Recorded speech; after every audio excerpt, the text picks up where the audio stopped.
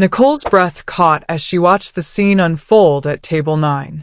The entire restaurant buzzed with the usual evening chaos. Clinking glasses, laughter, the soft notes of a piano, but one sound cut through it all like a knife. Not a cry, not a tantrum. Silence. The kind of silence that screams louder than words. She glanced toward the exclusive booth, where every server had been warned to stay clear. The boy sat frozen, tears streaming down his 8-year-old face, his small hands gripping the leather seat like it was the only thing keeping him from drowning. His father, a man who radiated power, even sitting still, looked more frustrated than any dangerous person should ever look. And beside them, the woman in red, beautiful, perfect, cold as winter glass. Their eyes met across the crowded dining room. The boys were dark, terrified, desperate. Before her manager could stop her, Nicole's feet were already moving toward the forbidden table. She didn't know that the man was Joseph Morrison, one of the most feared mafia bosses in New York. She only knew that no child should be that afraid. If you want to discover what Nicole saw that everyone else missed and what happened after this moment, subscribe to the channel and leave in the comments where you're watching from. Each view helps bring more stories like this one. The wine stain on Nicole's apron wouldn't come out no matter how hard she scrubbed. She'd worked the morning shift at the diner in Queens, rushed home to change, and now stood in the staff bathroom of La Rosa, the most exclusive Italian restaurant in Manhattan, trying to look presentable for her evening shift. Her reflection showed the truth she tried to hide. Exhaustion carved into the shadows beneath her hazel eyes. Her dark hair pulled back in a tight bun that tugged at her scalp. 27 years old, and she felt decades older. Nicole, table 9, needs their Barolo. Marcus, the head server, snapped his fingers at her like she was a dog that had forgotten a trick. She grabbed the bottle and moved through the elegant dining room with practiced efficiency. The restaurant dripped with old-world luxury, crystal chandeliers casting warm light across white linen tablecloths, the scent of truffle oil and aged wine thick in the air, soft Italian music floating from hidden speakers. She didn't belong here. Every shift reminded her of that. Every perfectly plated dish that cost more than her weekly grocery budget. Every casual conversation about vacation homes and private jets and problems that weren't really problems at all. The evening had been relentless since 6 o'clock. Politicians making deals over osso buco. Celebrities hiding behind oversized sunglasses, even indoors. Men in suits that cost more than Nicole's monthly rent, their watches glinting under the chandeliers like tiny warnings of power and money and influence that moved the world, while people like her just survived in it. She navigated between tables with a polite smile frozen on her face, while her feet screamed in pain from cheap shoes worn too many hours. But she needed this job. Desperately.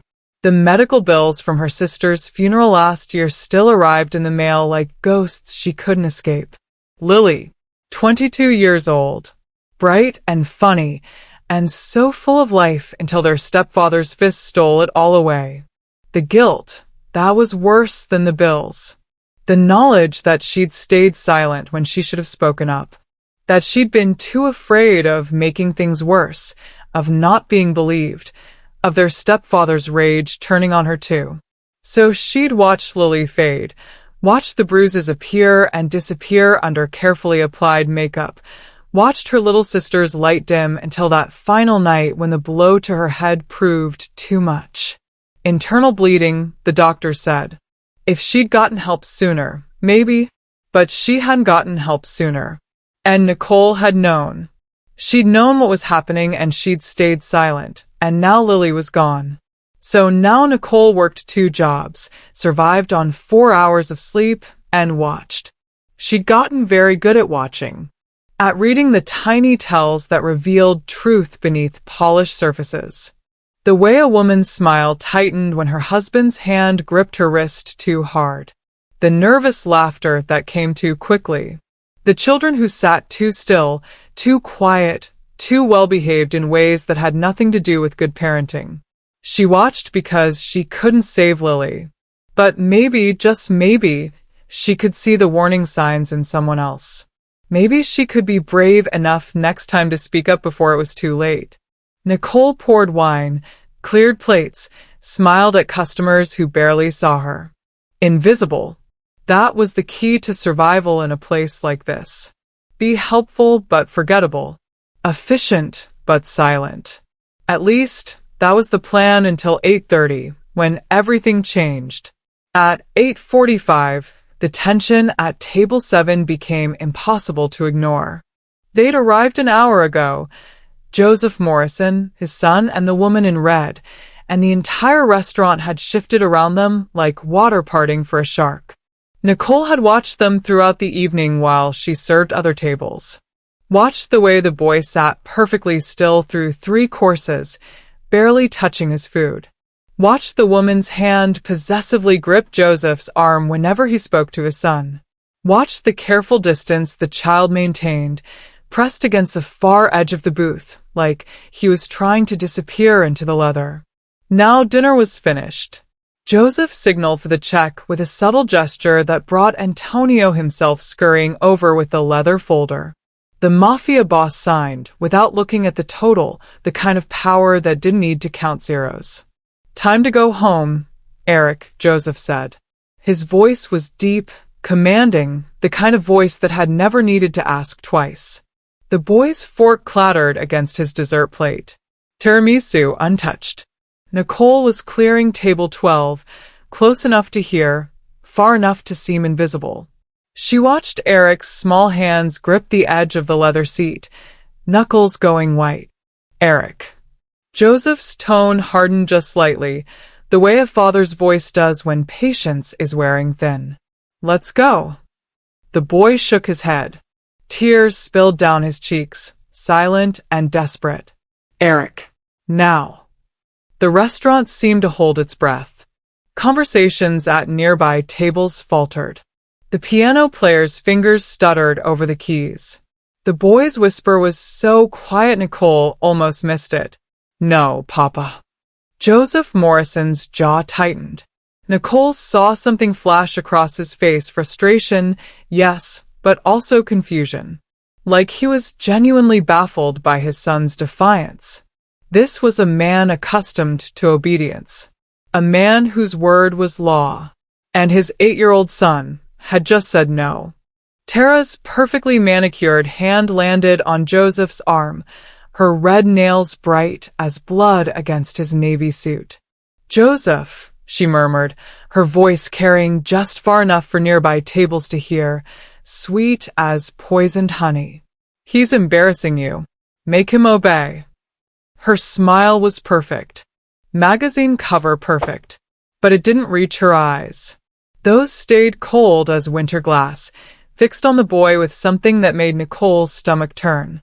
"Sweetheart, people are watching," Tara continued, leaning closer to Joseph, her voice dropping to an intimate whisper that somehow still projected.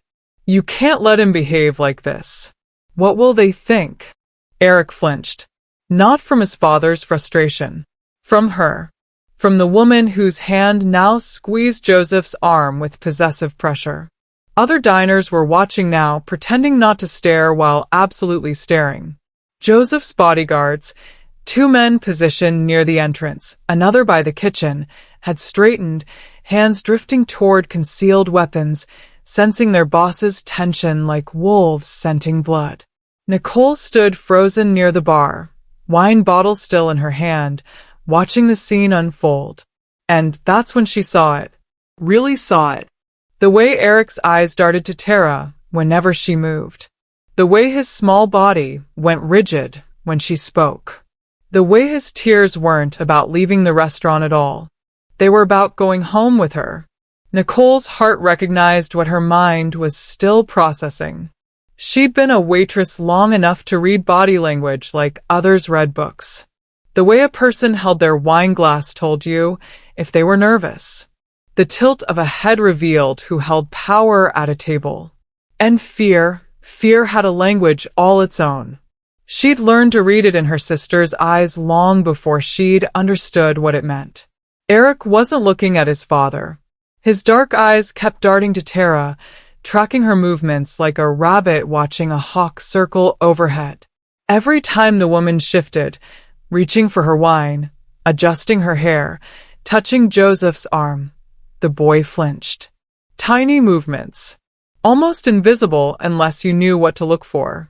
Tara leaned forward, her blonde hair falling like a curtain as she whispered something in Eric's ear. Nicole couldn't hear the words, but she saw the result. The boy went pale. His small hands released the booth and fell to his lap, trembling. His spine went rigid. And his eyes, God, his eyes, filled with the kind of terror that makes you small and silent and desperately obedient. Nicole's stomach dropped like a stone down a well. She'd seen this before. Watched Lily sit exactly like that at their kitchen table while their stepfather loomed and threatened and promised consequences if she ever told anyone what happened behind closed doors. Watched her sister learn to make herself invisible, to obey without question, to wear fear like a second skin. Marcus appeared at Nicole's elbow, his hand clamping on her arm hard enough to bruise. "Stay away from that table," he hissed in her ear. "I'm serious, Nicole. Whatever you're thinking, don't." But Nicole was already moving. Her feet carried her forward before her brain could catch up, before fear could stop her, before the memory of staying silent last time could convince her to stay silent again. The bodyguard straightened as she approached. One stepped into her path, a wall of muscle in an expensive suit. "Miss, step back." "I need to speak with Mr. Morrison," Nicole said, her voice steadier than her hands. "It's important. Now's not a good time." The bodyguard's hand hovered near his jacket, near whatever weapon he kept hidden there. At the table, Joseph had pulled out his phone, jaw tight with frustration. Tara's smile had turned sharp, victorious. And Eric sat frozen, tears streaming down his face in silence. "Please," Nicole said, loud enough to carry. "Mr. Morrison, may I speak with you?" "Privately." Joseph looked up, irritation flashing across his face. "Not now." "Sir, I really think—" "I said not now." His voice carried the weight of a man unaccustomed to being interrupted. Final. Absolute. Nicole's pulse hammered in her throat. She could walk away. Should walk away. Keep her job. Keep her head down, stay safe and silent like she'd learned to do. But then she looked at Eric. At his small, terrified face. At the way his hands shook in his lap. At the tears he was desperately trying to hide. And she couldn't. She couldn't.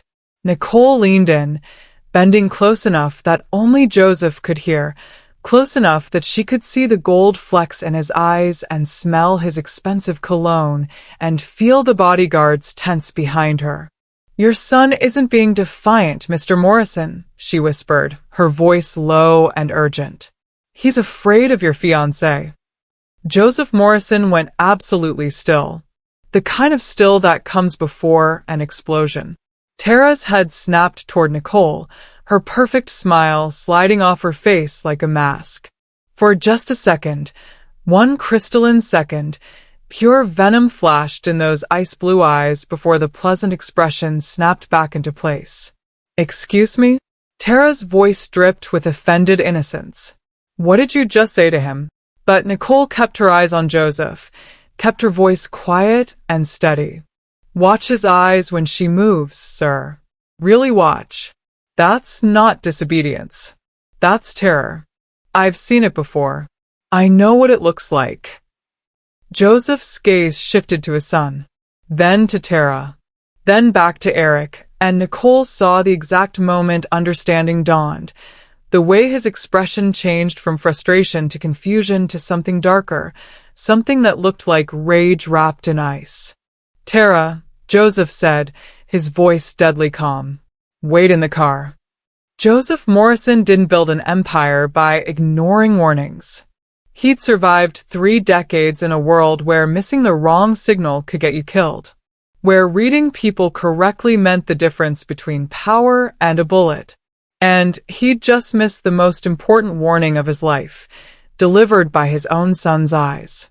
He turned his attention fully to Eric now, really looking, watching the way the boy's gaze tracked Tara like prey tracking a predator. The way his small body tensed when she shifted in her seat. The trembling that had nothing to do with defiance and everything to do with bone-deep terror. How had he not seen this? Tara, Joseph said again, his voice carrying the weight of absolute authority. Wait in the car. Now. Joseph, don't be ridiculous. Tara's laugh was light, dismissive. This waitress is clearly in the car. The words came out like granite. We'll discuss this later. For a moment, Tara's mask slipped again. Nicole saw the calculation behind those ice-blue eyes, the fury at being dismissed, the desperate scramble to maintain control. But Joseph Morrison wasn't a man you argued with. Not when he used that tone. Of course, darling. Tara's smile snapped back into place, saccharine sweet. She gathered her clutch, stood with perfect grace, and leaned down to kiss Joseph's cheek. As she passed Eric, her hand brushed his shoulder, gentle to anyone watching. But Nicole saw the boy go rigid, saw his eyes squeeze shut. The moment she was gone, Joseph moved. He slid into the booth beside his son, and Nicole watched this powerful, dangerous man make himself small, non-threatening. He crouched down to Eric's eye level, his large hands gentle on the boy's shoulders. Eric. His voice had transformed, soft, careful, nothing like the commanding tone he'd used with Tara. Look at me, son. Please. Eric's tear-filled eyes slowly rose to meet his father's. Tell Papa the truth, Joseph said quietly. Has Tara hurt you? The boy's silence was deafening. His whole body trembled like a leaf in a storm. Eric. Joseph's voice cracked. I promise, you won't be in trouble. I need to know. Has she hurt you? The dam broke. Eric's small voice came out in a broken whisper. She said you'd send me away if I told. That you'd choose her because I'm difficult. That boarding school is where bad boys go, who ruin their father's happiness. Joseph's face went white, then red, then cold as winter stone. Show me, he said hoarsely. With shaking hands, Eric pulled up his sleeve. Bruises bloomed across his small arm, finger-shaped marks, days old, fading to yellow-green. He turned, lifted his shirt. More bruises on his back, rectangular marks that could only be from a hand or a belt. Nicole saw Joseph Morrison's hands clench into fists, saw his jaw work like he was physically restraining himself from violence, saw rage and guilt war across his features in equal measure. He pulled out his phone with shaking hands. Marcus, get Dr. Castellano here. Now. I don't care what he's doing. Tell him it's Eric and it's urgent. 20 minutes later, Joseph's personal physician had examined Eric, photographed the evidence, and left with instructions to prepare a full medical report. The boy sat wrapped in his father's suit jacket, exhausted from crying but somehow lighter, like a weight had been lifted. Joseph found Nicole near the kitchen, still in her stained apron, watching the whole scene unfold. How did you know? He asked. Nicole met his eyes. I grew up with it, Mr. Morrison. I know what fear looks like. I know what it sounds like when a child is too terrified to speak. And I know what it costs when the people who should protect you don't. Tara Hills had underestimated 2 things, a father's love and a waitress's courage. She was waiting in the black SUV when Joseph emerged from La Rosa, Eric's small hand clasped firmly in his. The moment Joseph opened the car door, Tara launched into her defense, tears already streaming down her perfectly made-up face. "Thank God you're here," she breathed, reaching for him. "Joseph, that woman was completely out of line. I don't know what lies she told you, but Eric has been so difficult lately. You know how children can be. They make up stories for attention. I've been nothing but kind to him, and this is how he repays me." Joseph's face remained stone. "Show me your hands." Tara blinked, confusion flickering across her features. "What?" "Your hands. Show me."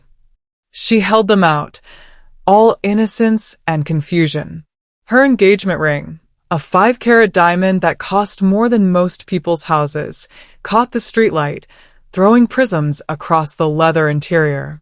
But Joseph wasn't looking at the ring. He was looking at her knuckles, at the faint bruising there, yellowing at the edges. The kind of bruising that comes from impact, from hitting something, or someone. "Get out of my car," Joseph said quietly. "Joseph, you can't be serious." "Get out. We're done." Tara's mask cracked, then shattered completely. "You're choosing that brat over me?" Her voice turned shrill, all pretense of sweetness evaporating like morning dew under a blowtorch. "I could have given you everything, Joseph. Connections, respectability, a real partner who understands your world. But instead you're going to believe some traumatized little brat who can't handle discipline." The temperature in the car dropped 20 degrees. "You laid hands on my son," Joseph said, and his voice was colder than Nicole had ever heard a human voice sound. Colder than winter. Colder than death. "You terrorized an 8-year-old child. Threatened him. Hurt him. Made him too afraid to speak." He leaned closer, and even through the car window, Nicole could see Tara shrink back. "Be grateful you're leaving here with your life. That's more mercy than you deserve." He gestured to his security. 2 men appeared at the car door, removing Tara's designer bag, her coat. One took the engagement ring right off her finger while she sputtered protests and threats. "You'll regret this. Joseph Morrison." Tara screamed as they escorted her to a waiting taxi. "I know people. I know things about you. You can't just throw me away like trash." "Watch me," Joseph said, and turned his back on her. 20 minutes later, he found Nicole in the restaurant's back room, hanging up her apron, her shift finally over. Marcus had given her a wide berth after what happened, probably trying to decide whether to fire her or fear her. "I need to hire you," Joseph said without preamble. Nicole turned, exhausted. "Mr. Morrison, my son needs someone who sees him, who protects him, who won't stay silent when something's wrong." His voice roughened. "He needs someone like you.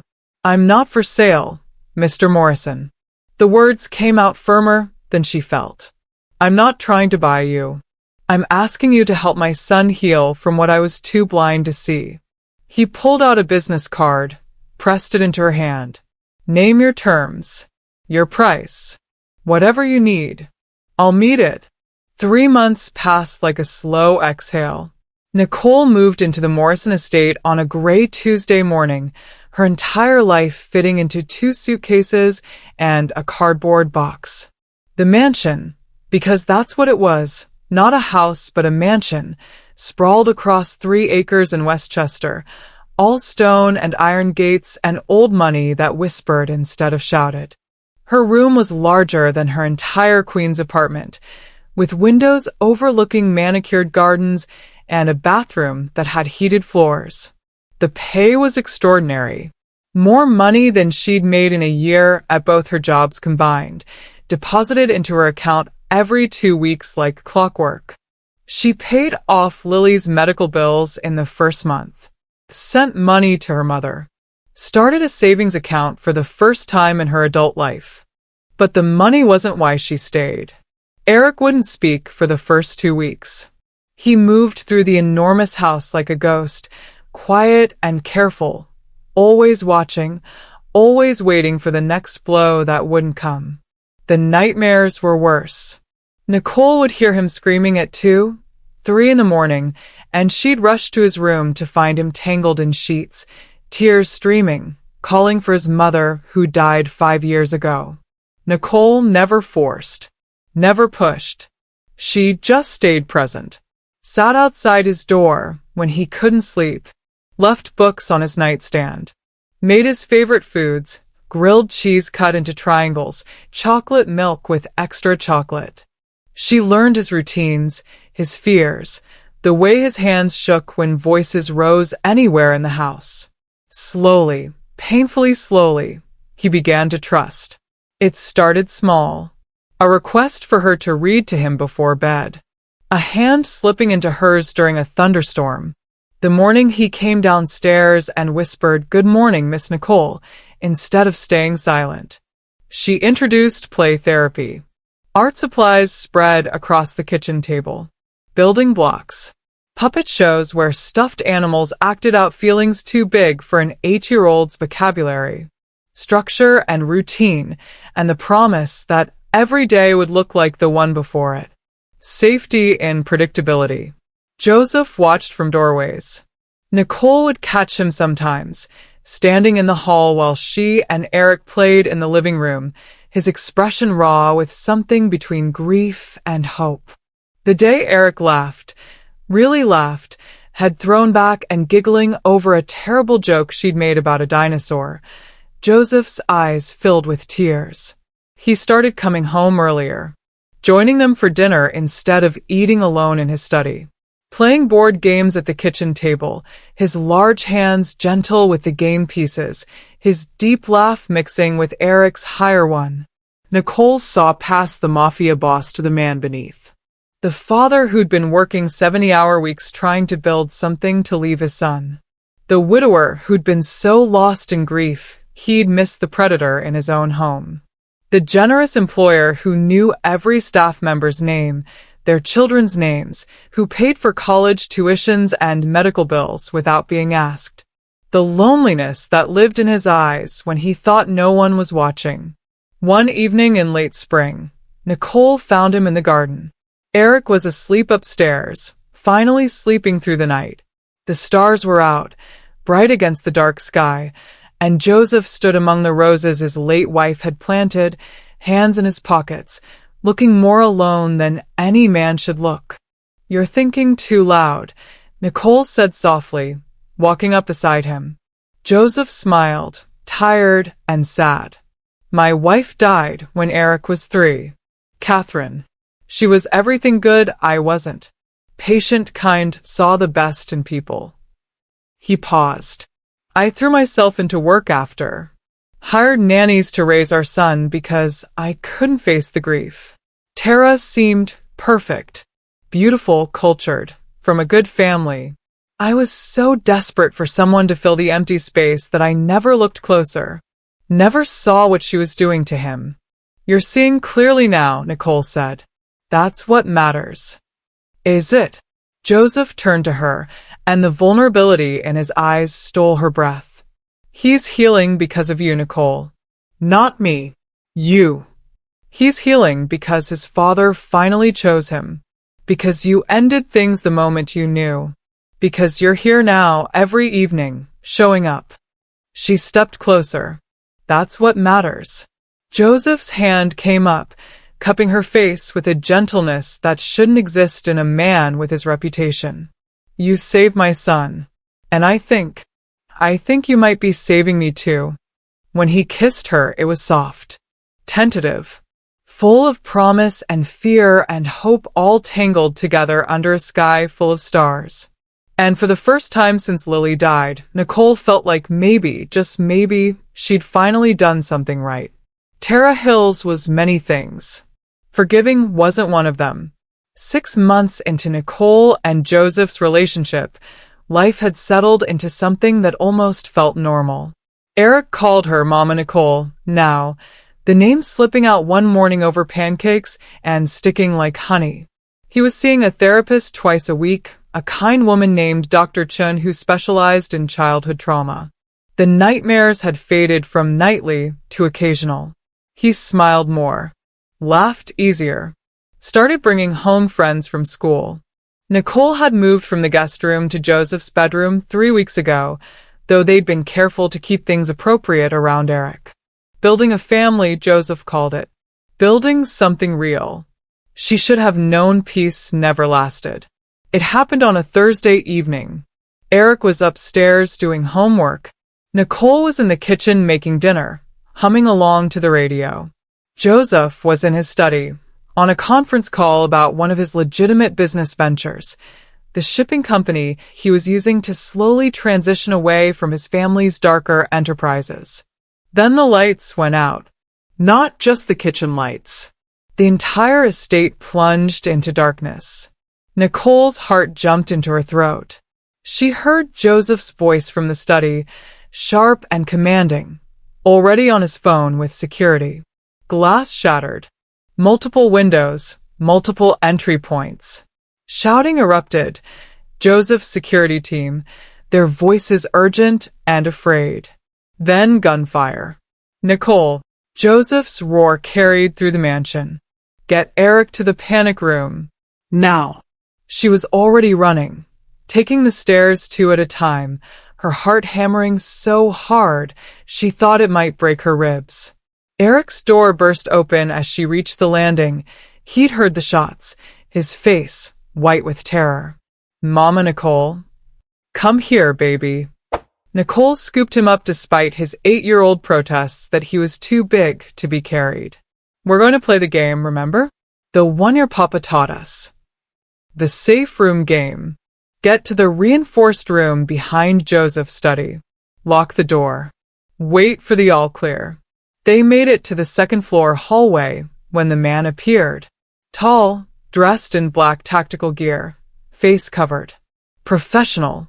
The gun in his hand was enormous, some military-grade weapon Nicole didn't have a name for. And it was pointed directly at them. Tara Hill sends her regards, the man said, his voice flat and cold. Nicole didn't think. She shoved Eric behind her, putting her body between the child and the gun, spreading her arms wide like she could somehow shield him with flesh and bone and desperation. Run, Eric, she said quietly. Run to your papa's study. Lock the door. Don't open it for anyone but him. Mama Nicole. Run. Now. The gunman's finger tightened on the trigger. A shot exploded through the hallway. But it wasn't from the gunman's weapon. The man jerked, stumbled, and fell, a red flower blooming on his chest. Joseph stood at the end of the hall, his own gun smoking in his hand, his face transformed into something terrifying and ancient and deadly. This was the Mafia boss. The killer. The man who'd built an empire on violence. Get down, he roared. Nicole dropped, covering Eric with her entire body. More gunfire erupted, so loud it made her ears ring. She felt Eric sobbing beneath her, felt his small hands clutching her shirt, felt her own tears hot on her cheeks. Another gunman appeared behind Joseph.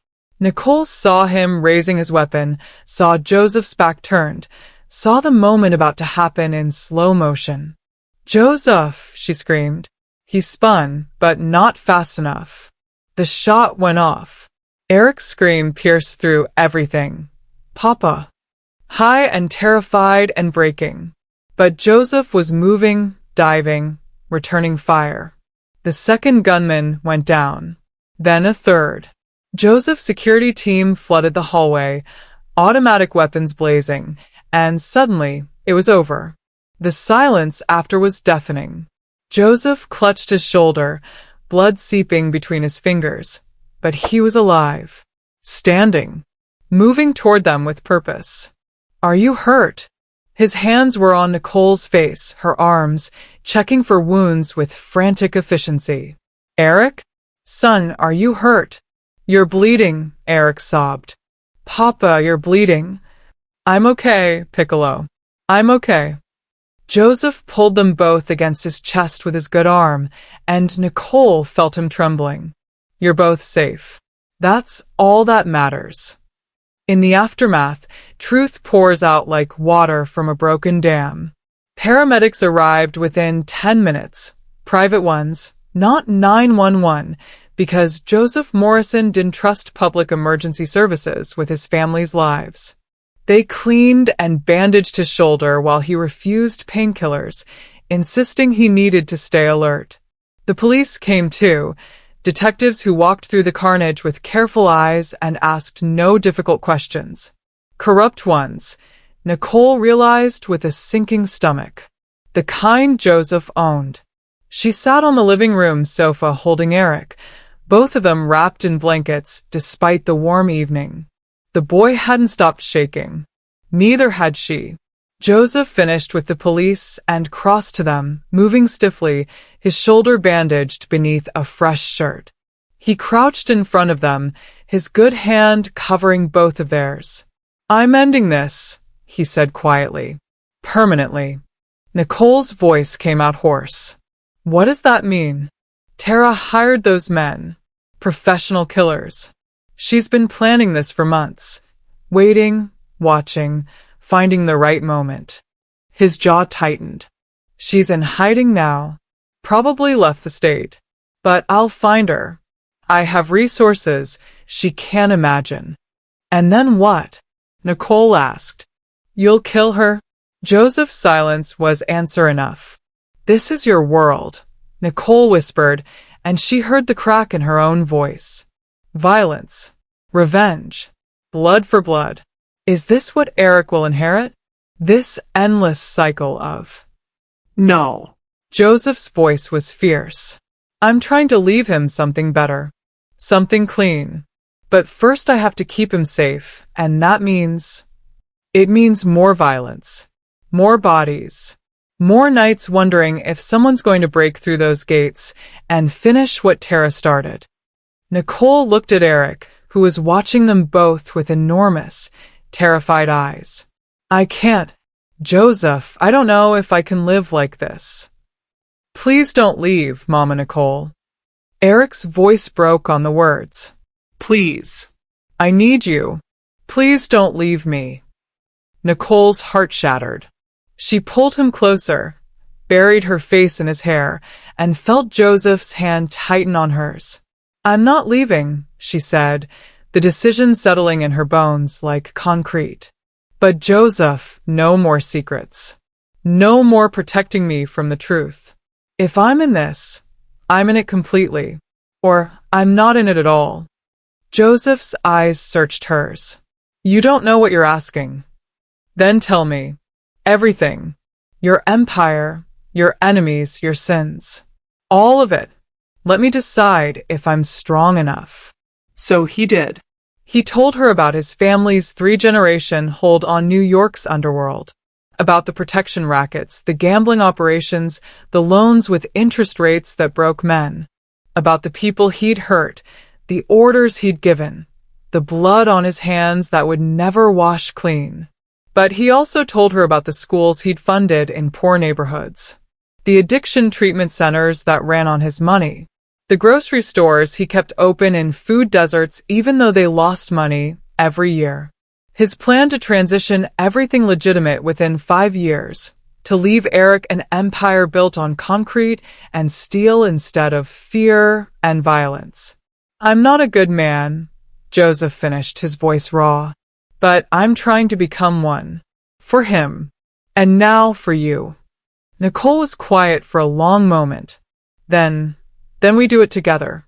We protect Eric. We build something better. And we do it as partners, not as the boss and the employee, but as equals.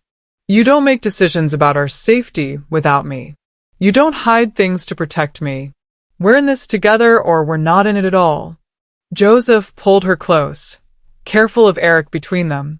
"Together," he whispered. "I promise." 3 years later, Nicole stood in the garden watching miracles unfold in real time. Tara Hills had been arrested 18 months after the attack. Joseph's connections, the legitimate ones he'd been carefully cultivating, had ensured she couldn't hide forever. A federal prosecutor with a crusade against child abusers had been more than happy to take the case when Joseph's lawyers delivered a mountain of evidence on a silver platter. Attempted murder, child abuse, conspiracy. Tara was serving 15 years in a federal facility, and by the time she got out, Eric would be a grown man who'd never have to fear her again. Eric was 11 now, thriving in ways Nicole had once thought impossible. He played soccer on a traveling team, brought home report cards full of A's and B's, and saw Dr. Chin once a month instead of twice a week. The nightmares had faded to rare occurrences. He had friends. He laughed easily. He called Nicole Mama now, no qualifier, no hesitation. Just Mama. And he had a little sister to protect. Sophia toddled across the grass on unsteady 18-month-old legs, her dark curls bouncing, her laugh like bells as Eric chased her in slow motion, pretending he couldn't quite catch up. Nicole's hand drifted to her belly, to the barely there swell, where their second child grew. Another girl the ultrasound had revealed last week. Joseph had cried. Strong arms wrapped around her waist from behind, careful of her stomach. Joseph's chin rested on her shoulder, his salt and pepper beard tickling her neck. Happy, he murmured. Impossibly so, Nicole replied, leaning back into his warmth. It hadn't been easy. The transition from mafia boss to legitimate businessman had taken years of careful maneuvering, strategic exits, and more than a few dangerous negotiations. But Joseph had done it. Sold off the illegal operations, invested heavily in real estate and construction, built an empire that Eric could inherit without inheriting blood. They still had security. Probably always would. You didn't walk away from Joseph Morrison's former life without making enemies. But the gates were there to keep out the past, not to lock them in. They were free. Really free. I was thinking about that night, Nicole said softly, watching Eric sweep Sophia up in his arms while she squealed with delight. At La Rosa, when I saw his fear. I think about it every day, Joseph admitted. I almost stayed silent again. Her voice caught. Almost let fear win. Almost walked past that table and finished my shift and let that boy go home with his abuser because speaking up was too scary, too dangerous, too not my business. Joseph turned her in his arms, his hands framing her face with infinite gentleness. But you didn't. You were the bravest person in that room, Nicole. You saw something everyone else missed. You risked your job, your safety, everything, to save a child you didn't even know. His thumb brushed her cheekbone. You saved us both. Me and Eric. Gave us a second chance we didn't deserve. Everyone deserves a second chance, Nicole whispered. Mama, Papa. Eric's voice carried across the garden. Watch this. He lifted Sophia onto his shoulders, carefully, always so careful, and she crowed with triumph, tiny hands fisted in his hair. Joseph laughed and jogged over to steady them, and Nicole followed, her heart so full it hurt. This was her family, her impossible, beautiful, hard-won family, built from broken pieces and brave choices, and the simple act of speaking up when staying silent would have been easier. She'd failed Lily. That truth would always hurt. But she'd saved Eric. And in saving him, she'd saved herself too. Sometimes the bravest thing you can do is speak up when everyone else stays silent. Sometimes one whispered truth can change everything. Sometimes the child you save saves you right back. And sometimes, just sometimes, love grows in the spaces where fear used to live. Nicole gathered her family close, and as the sun set over the garden Joseph's late wife had planted and Nicole now tended, she sent a prayer to Lily. I'm sorry I couldn't save you, but I saved him, and I'll never stay silent again. This story has come to an end. If it touched your heart, leave your like and share it with someone who values courage over silence. Because the world needs more people willing to speak up, to see what others miss, to choose bravery over comfort. New stories coming soon. Until next time.